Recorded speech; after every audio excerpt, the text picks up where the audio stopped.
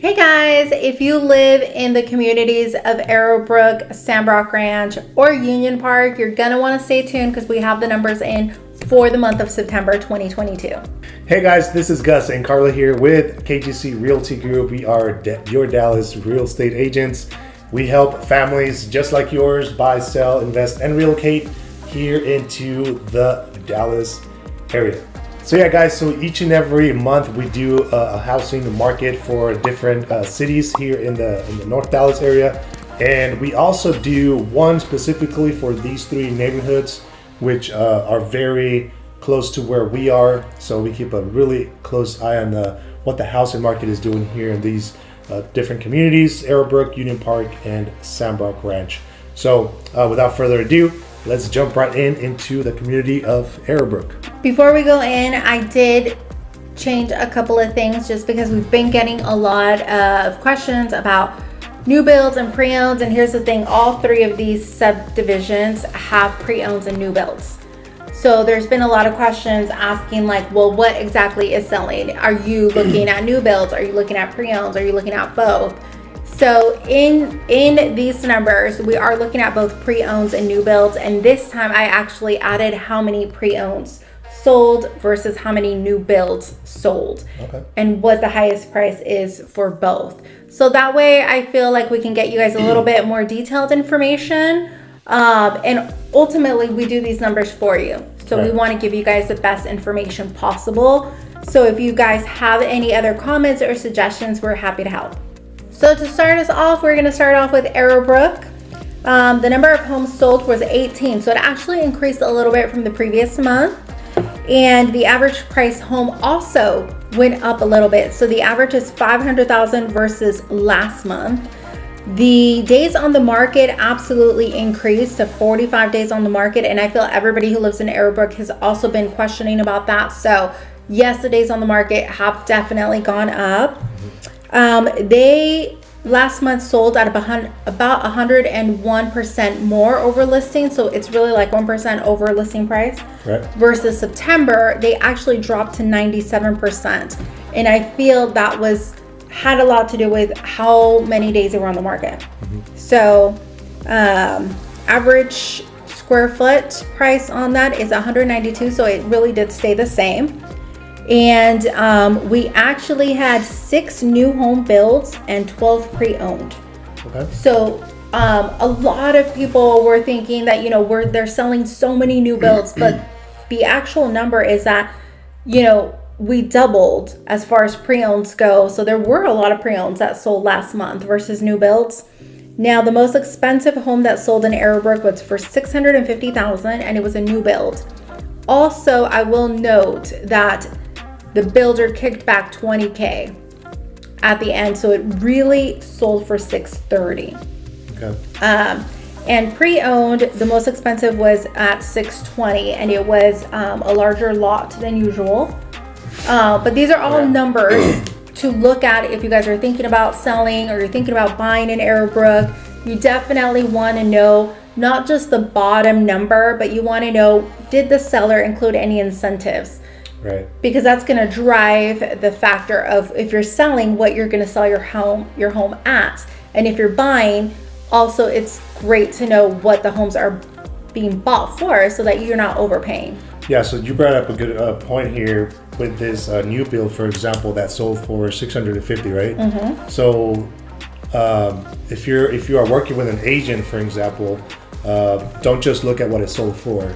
There is a remark or a little space there on the MLS that we look at each and every day where you can see what the seller offered the buyer at closing. And that doesn't reflect the price, right? Nope.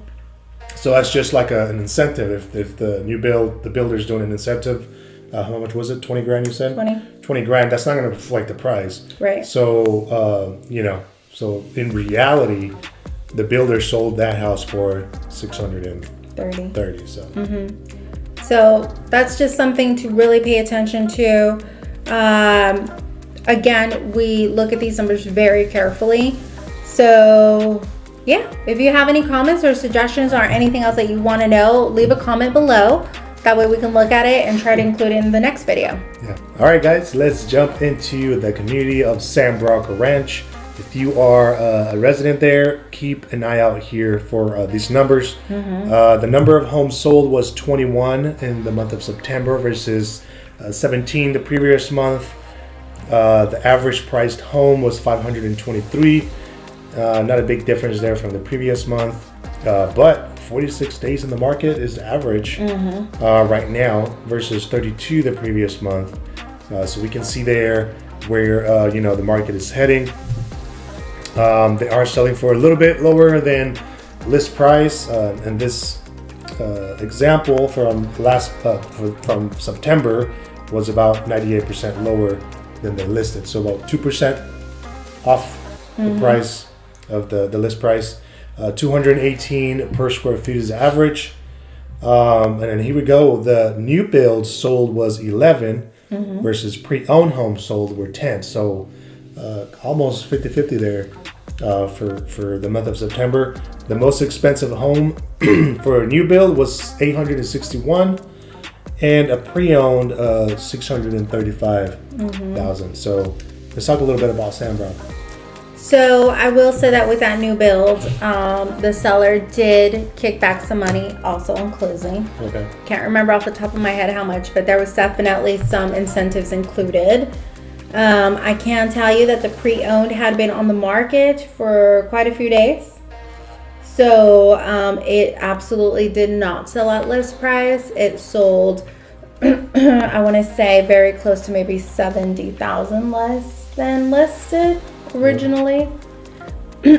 So obviously, if you're not familiar with these three communities, Sandbrock Ranch does seem to attract more home buyers. It's a very unique community, and we do tons of business there for our selling clients as well. So it's a very you have to know how to market each and every one of these communities, right? Because they all have their different strengths, weaknesses, and niches that kind of stand out from each other. So yeah. So I think we'll jump into like maybe just talking about each one at the end, because I have gotten a lot of comments with why, if they're so close together, are they so different in price? So we're going to talk about Union Park next, and then we're just going to do a little quick comparison of the three. So Union Park, 9 homes were sold versus 18, so that was cut in half. wow. Also, average price per home jumped up to $531 versus $497, so it did increase a little bit. Days on the market almost stayed the same, 22 days, and it's actually the only community that's holding its value and selling at list price by 101. So it is selling like 1% higher than listing, and the average square foot price is $216.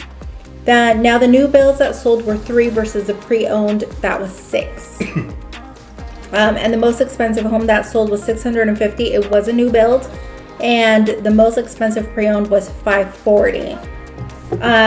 So here we kind of see that Sandbrock and Union Park are kind of going hand in hand.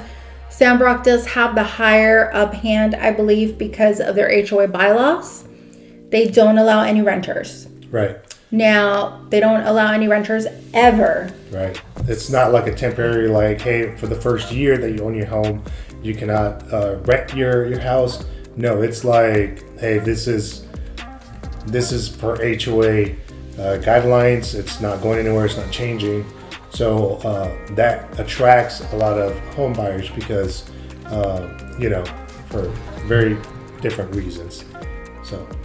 Yeah. So Union Park and Sandbrock Ranch do have very similar amenities, with the differences like you mentioned earlier. Each one has to be marketed specifically to them. Like Union Park, their HOA does pay for the front lawn maintenance, where Sandbrock Ranch does not. But they do have very different amenities, but yet lifestyle is very, very similar. Arrowbrooke, a lot of people have commented and said, well, how come Arrowbrooke is just not as high in price as the other two neighboring communities? Yeah. I mean, Arrowbrooke does have, they have 2 pools. They do. There's some great several parks. Yeah. Several parks. I mean, nice community. I think the biggest factor is probably, one of them is like the size of the lots too. Sandbrock, for example, they have 70-foot lots. They have 60s, they have 50s, they have 45s. A lot more variety there that you can choose from. The builders. So right now here in Arrowbrooke, I think Highland Homes is about to finish up their last builds. Bloomfield Homes is still here. They're still building. I believe that's it as far as builders go. History Maker was here in the beginning. History Maker's going to be. I don't think they're here no more though. Okay, so Sandbrock versus Sandbrock, for example, because they do have Highland Homes also in Sandbrock, but their finishes are different. It's a different tier. Yeah, so I think that's another factor, to consider. Obviously, the actual community, when you're driving into Sandbrock, it just has that ranch style. I mean, with the horses in the front and the cows, there's just a lot of green, a lot of open spaces, not as crowded, probably as maybe you get that feeling in Union Park and Arrowbrooke.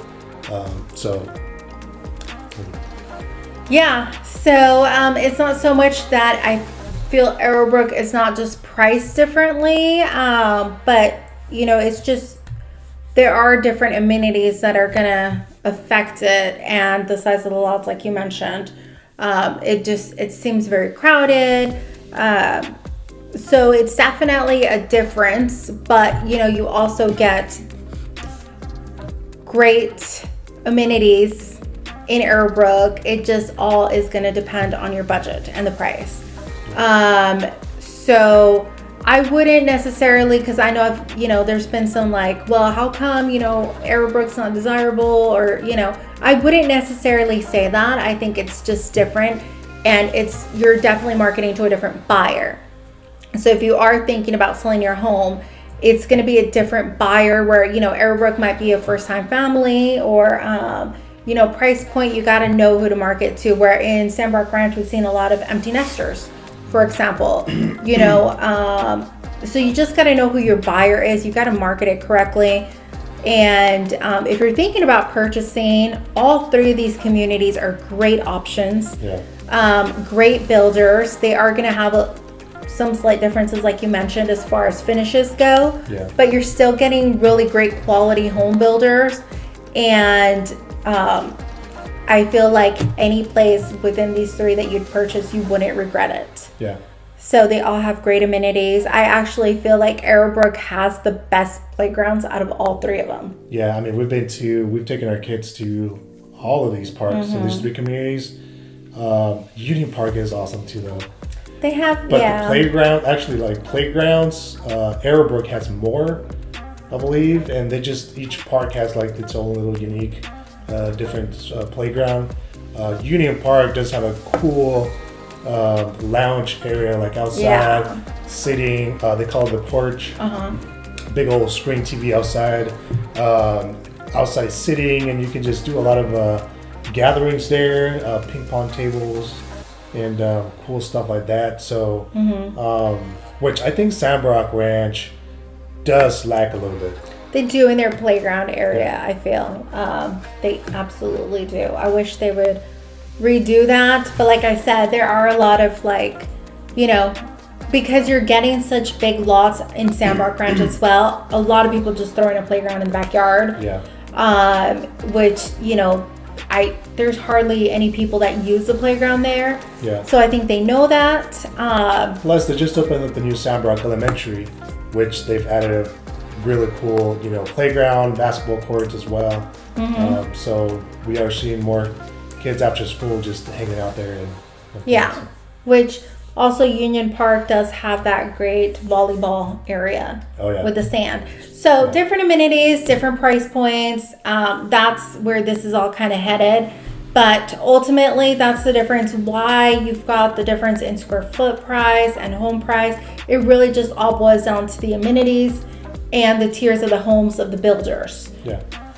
So we hope that you guys enjoyed this video. Please do us a favor, comment below if you have any suggestions or anything that you'd like us to add maybe next time to the video. And if you're thinking about purchasing or selling your home in one of these 3 communities, give us a call. Yeah. We'd love to help or answer any questions that you may have. So that's it, guys. We really appreciate your support. Hit that like, hit that subscribe button if you haven't done so, and that notification bell, so you can stay up to date with our videos that come up that we post each and every week. We would love to hear from you, partner up with you. We will see you next time. Bye.